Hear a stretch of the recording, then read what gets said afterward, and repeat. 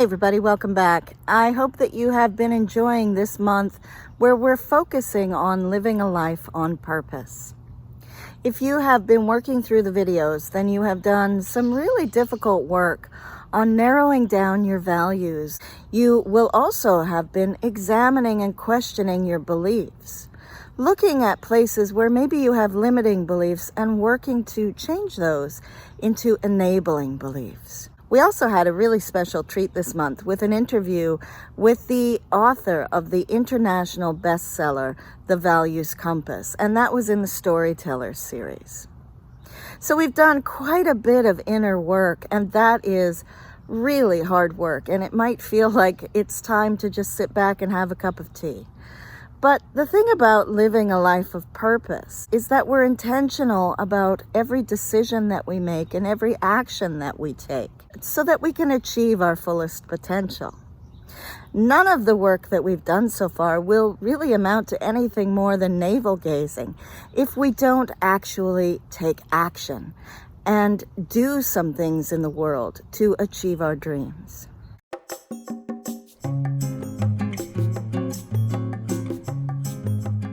So we need to talk a little bit about our dreams. We all have some cherished dreams, but I would venture to guess that we have many more dreams that we've forgotten about.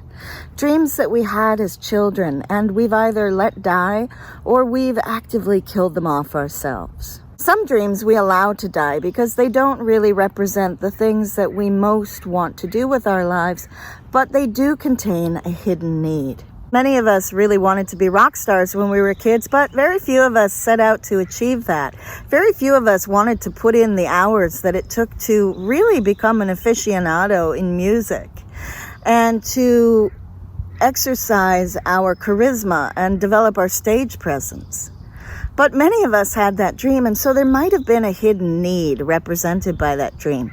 If you're on my email list, I already talked about this, and perhaps the dream was to travel the world or to experience freedom.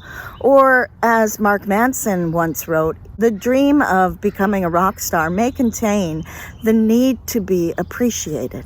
And if it is a need to be appreciated, usually as we mature and grow up, we find other ways to achieve that. And so becoming a rock star really isn't a passion that we want to carry through in life. But there are some passionate dreams that we had as children that we allowed ourselves to kill, or we allowed others to kill.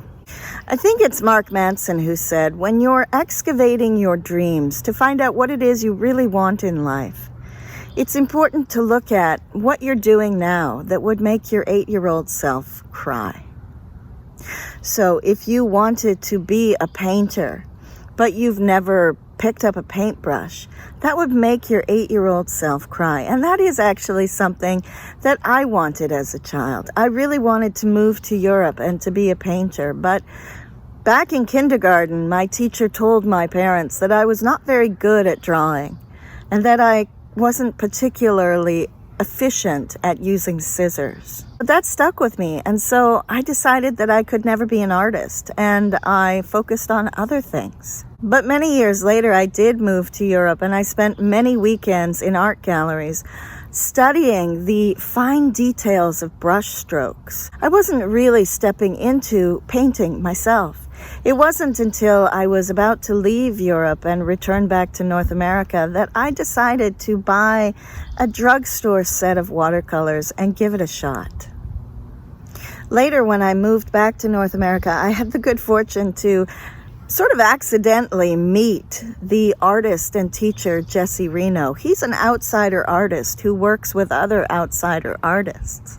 And I said to him, Jesse, I could never be a painter. I can't draw.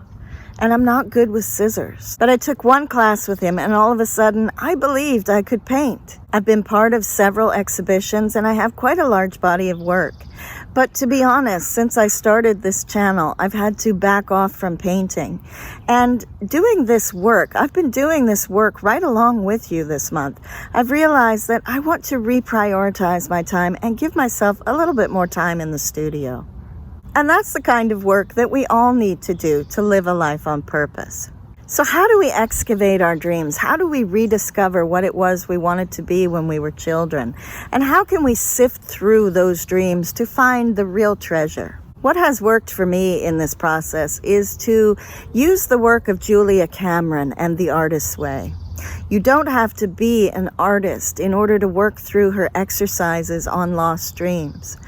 But they are really revealing of all the things that we forgot. If you're not willing to buy a new copy of the book, I'm certain that most public libraries will have a copy or two in their stacks. One of the things that I learned when I sifted through my own dreams was that not all dreams are created equal. Some dreams are really just meant to flavor our lives with things that will make us feel a little bit more fulfilled in our spare time. So I enjoy history, but I chose not to study history in university, and I wouldn't have really wanted to dig around in the dirt and be an archaeologist. But I really do enjoy a really great documentary that is based on history. And so that is something that I wanted to add more of in my life, and I made a point of that. But there are dreams about which we are incredibly passionate, and those are the dreams that light up our heart and soul. Different people will find that there's different ways that they can identify those dreams that are really important. I have always been a writer. And if you asked me why I write, I wouldn't say that I feel a burning need to run home and write every day. But I would say that I write because I have to. It is a part of who I am. It's an expression of who I am. And to deny myself the pleasure of writing would be a real travesty. Sometimes we can discover what those passions are by looking at what we fear the most. It's usually the things that we want the most, that we're most frightened might not happen. And so where we find ourselves most fearful, we might want to take a few steps in that direction and see if our heart gets lit up. One of the ways that you might want to sift through your dreams and figure out what it is that you're really passionate about is to look at those things that get you into a flow state. Where do you lose track of yourself and time and space? I'd also suggest that we look at where our interests lie. I would say, what do you look for when you open a tab on Google? What rabbit holes do you go down? Or maybe you're like me and you're a lifelong learner and you can look at what things you have studied over your life. To be able to sift through our dreams allows us to really spend our time in the way that we are most passionate about. Now that takes us to the next topic, which is goal setting. You see, a dream without a goal is really just a fantasy. And so it's important that we set goals in order to achieve our dreams. There are loads of books and management gurus, self-development gurus on the internet who can talk you through ways to set goals to achieve your dream. But the thing that I find is really simple is to make sure that your goals are SMART. This is an acronym that's been bandied about the business world forever, and so I'm not exactly sure of the source, but I'll look for it and see if I can link it in the description box below. SMART goals are, first of all, specific. What is it you want to do? How are you going to do it? Who is going to be involved in it? They are measurable so that we can tell when we've actually achieved our goal. If our dream is to become an Olympic ice skater, but we've never set foot on the ice, that dream is pretty unachievable as it stands right now. And so the way that we can make it achievable is to work backwards from our goal towards now. So the goal is to become an Olympic ice skater. Well, that requires that we become a part of the Olympic ice skating team, which means we need to try out for the Olympic ice skating team. Which means, first of all, we need to have competed on a national level.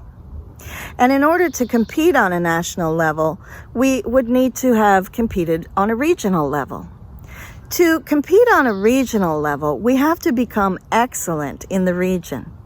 And so we need to achieve the highest standard of education in ice skating.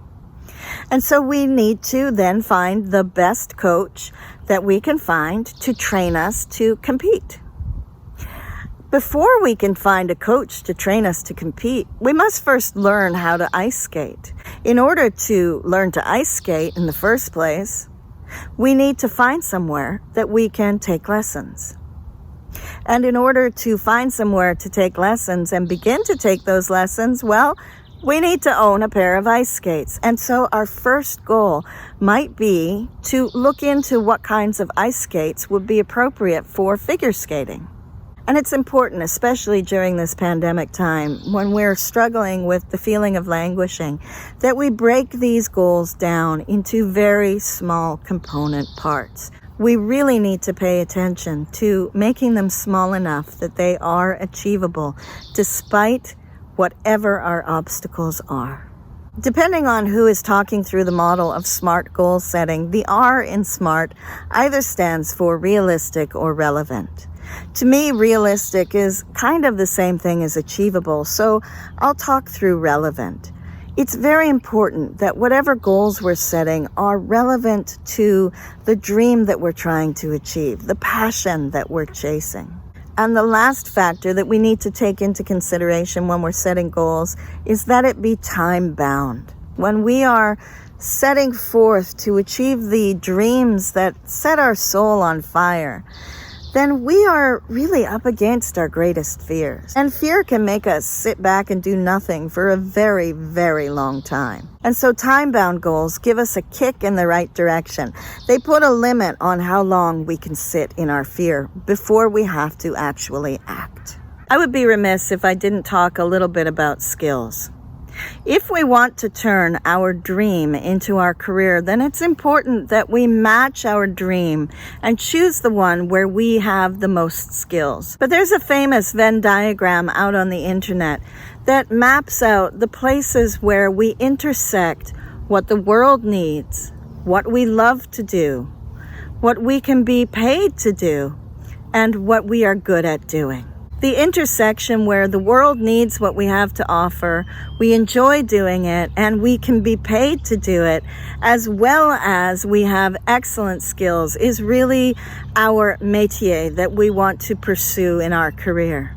But there are other intersections in that Venn diagram. We don't necessarily have to be paid for every dream that we pursue. We might want to volunteer our time. We also don't have to necessarily be skilled at the thing that is required to achieve the dream. We can learn skills. We're not born with the knowledge of the human body, and yet we can go to school and learn to become a doctor. And if we're not set on it being necessarily our individual career, but perhaps a business that we're engaged in, or a community project, then we can engage and enlist skills of others. We can hire others with skills that we lack. And as far as being valued by the rest of the world, well, there is something to that gives meaning to our lives. And we'll talk about that next month. But there would probably be no artwork in this world if artists were waiting to be valued in order to create their artwork. And so sometimes we just want to pursue a dream for the self-satisfaction of it. If you've been working through the calendar for this month, then you'll have done an awful lot of goal setting. You'll also have been working on your budget and paying attention to the ways in which you spend your mental and emotional energy. There are plenty of resources in the world that will teach you time management and also budgeting. There is mindfulness to help you to pay attention to where your energy goes, and meditation to still the mind. If you haven't already downloaded the calendar, then I recommend that you do so and you work through the exercises on your own. There's also a resource list that begins to scratch the surface of some of the time management skills and the budgeting processes that you can engage in to make sure that you stay on track with your plan. Living our dreams is the goal, but every dream requires sacrifice. In the words of Markmanson, we need to learn to decide what kind of poop sandwich we're going to eat. Markmanson uses some slightly more colorful language. We all have sacrifices that we have to make. If we want to be a rock star, for example, we're going to have to sacrifice a lot of hours to learning to play the guitar, and we're going to develop those calluses. And so as we're trying out our dreams, It's a little bit of a reality check that we need to do to look at the sacrifice that is required and see if we're really willing to make it. My final word on all of this talk about dreams and passions and goals is that we're not here talking about achieving greatness. There are plenty of gurus on the internet who will help you to achieve that 7-figure income or to become famous and wealthy. But the thing is, I'm not going to say that being wealthy won't make you happy, because having a lot of money means that we can do a lot of things that we otherwise might not be able to. It gives us freedom, and it can buy us a lot of things that will make us happy, and it also is a resource that we can direct towards our dreams. But while having wealth might make us happy, the pursuit of wealth most certainly does not, unless that happens to be one of your top 5 values. Most of us are never going to achieve greatness in our lives. We're ordinary people, and it's important that we learn to be happy with ordinary lives. Living in alignment with our values is much more fulfilling than simply having fame or fortune if that's not what we value. Living a life on purpose is also not about having a calling. If you have a calling, that's great, and please pursue it. But living a life on purpose is really simply about being intentional about what we do with our lives, so that we are making choices that really represent our values. We pursue those dreams that set our souls on fire, those things that if we got to the end of our lives, we would regret not having done. I hope that you have enjoyed working through this month of purpose. It's been a bit of a challenging one, and it requires a lot of self-reflection. But I think that if you've worked through the videos and the exercises on the calendar, then you'll have done some really great work for yourselves. It's not something that we do in 1 month and we finish, and it is something that we will continue to do throughout the rest of our lives. I hope that you will continue along this journey with me as we move from purpose into creating a life of meaning. If you like this video, give it a thumbs up. If you want to see more videos like this, then click subscribe. If you hit the bell icon, you'll be notified when I upload again. For what are you most grateful today?